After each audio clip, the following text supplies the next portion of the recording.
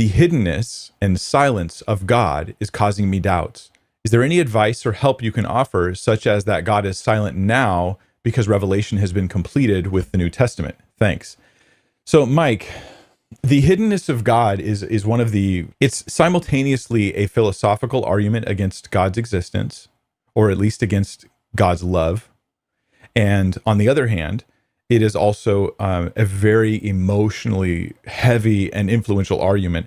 Often the more philosophical arguments aren't emotionally very impactful, I think. A lot of times, like I look at, say, the Kalam cosmological argument, I go, that's a really good argument for God's existence, but I don't know how much it strikes people's emotions. I look at the moral argument and I go, that one hits people's emotions and it's intellectually strong as well. So that's interesting. This kind of hits both. And the hiddenness argument goes something like this. And I'm just going to, something like this. I don't have a syllogism before me to present to you, but it goes something like this. Hey, if God really loves people and he wants them to know him and he wants them to follow him, then he would make efforts to reveal himself to those people, right? So if you had a sincere non-believer, a non-believer who was sincerely looking and searching for God, but not finding God, that would perhaps prove that God doesn't really love them and want them saved. Because look, they're sincere and they're trying, but they're not finding. So there must be some fault in God because their motives, intentions, and methods are right. This is the divine hiddenness thing. God's hiding from this person, this hypothetical person. There's a few ways to poke holes in this argument, okay? Logically speaking, I think.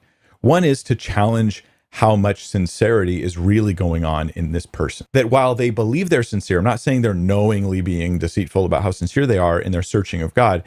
There can be lots of things going on in the heart of a human where they feel they are sincerely looking. I've seen atheists who bring a divine hiddenness argument, and the way they do it, it's as though the argument was an afterthought to their atheism. And they say to me how sincere I'm not saying every atheist is like this. I'm merely giving one example of one way this can play out. They say like, hey, I'm going to spend a little time like really praying, really going to church, even really maybe singing worship songs as a way of later being able to say, hey, I sought the Lord, I really tried, and that confirms my atheism one more time. Perhaps the agenda here was a way of proving themselves right about God all along. This is entirely possible. This is how human psychology seems to work. What I'm suggesting is divine hiddenness requires a certain kind of person that may not exist. Against this is quite a number of people who suggest, and they give their testimony, that they did seek the Lord and they did find him. They did cry out to God and he did answer. They did open the word of God. They did start praying. They did start attending church or something like this. And they started seeking the Lord, and then their lives were radically transformed. And every one of those testimonies would seem to be an argument against this divine hiddenness thing. The problem with the divine hiddenness argument, though, is not the logical aspect of it. Because I can easily say, hey, humans have all sorts of layers of desires and wants.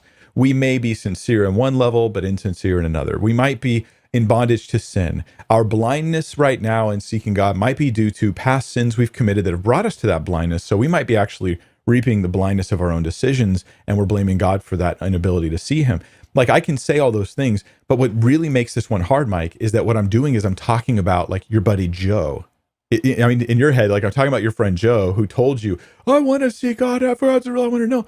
And use this not just as, hey, pray for me, I want to see God, but use this as an argument against God's existence. I mean, you can almost, here's a way to test maybe for an atheist.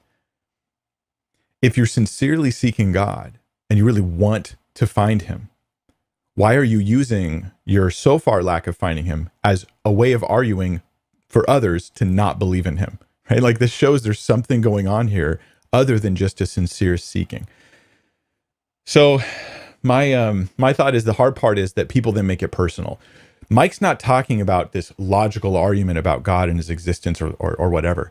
Mike's talking about me. He's attacking me personally. He's by making the argument depend upon if I'm the atheist, depend upon my sincerity and my integrity. I then come into a currently in our culture a very advantageous position for arguing, where I get to say, anyone who disagrees with me on this hiddenness thing is attacking me personally. They're attacking my sincerity. They're attacking my integrity. They're attacking my story. They're attacking my life, my lived experience. And that alone is incredibly persuasive for people, especially in our current culture. And for that, I go, okay, well, let's just acknowledge what's going on here. You're turning the existence of God into either I agree with you that you have good reason to think God doesn't exist, or you see me as personally attacking you because you've based your argument upon your own integrity and your own sincerity and the thoroughness and purity of your own search for God. And the bottom line, though, is I don't think, Mike, that this should stumble you in your walk with God. Have you sought the Lord and found him? Why would you stop believing him because someone else says that they seek the Lord and don't find him?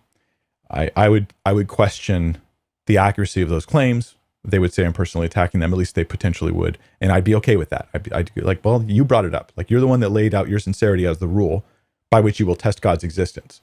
I'm saying I don't think that's a trustworthy